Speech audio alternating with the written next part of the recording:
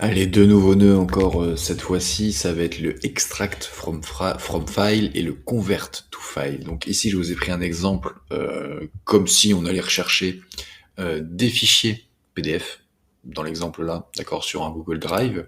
Ici, pour l'exemple, j'ai récupéré un ID fixe, mais bien entendu qu'on peut récupérer l'ID folder de Google Drive, le passer ici en tant que variable.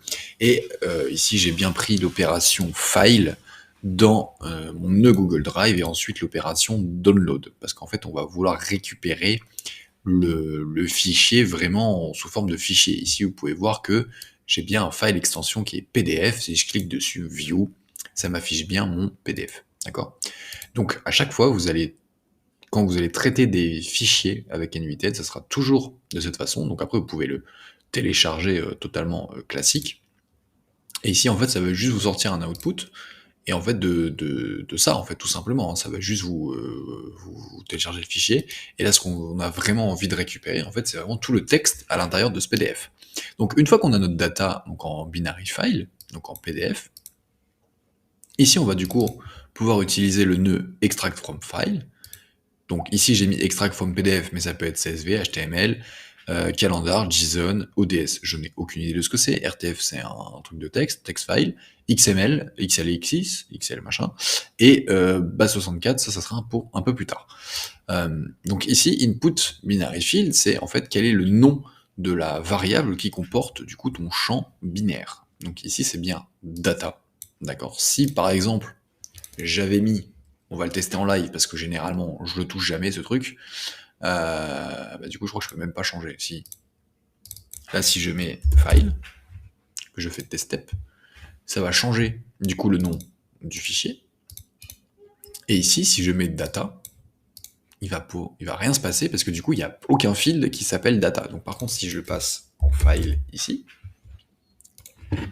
il va bien du coup récupérer le nom ici du fichier et extraire. Donc là, on va bien le nombre de pages, les informations de notre PDF et le texte que l'on souhaite extraire.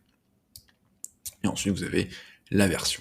Donc ça, c'est pour extraire depuis un fichier. Donc ensuite, vous pouvez faire plusieurs choses. Vous pouvez le convertir, vous pouvez rejoindre des pages, etc. Vous pouvez faire pas mal de choses sur ce nœud-là. Et ensuite, vous avez son petit frère qui s'appelle convert to file, qui permet de convertir un fichier.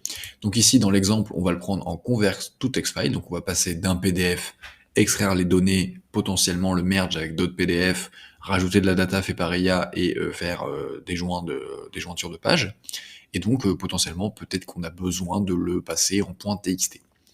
Donc ici, on va pouvoir récupérer le text input field, donc quelle est la data que l'on souhaite prendre. Bah, du coup, on vient prendre ici le texte, donc c'est bien le texte.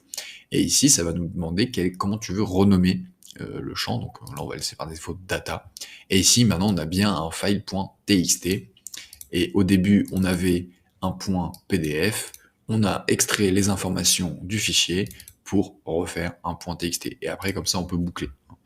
Voilà pour ces nœuds-là.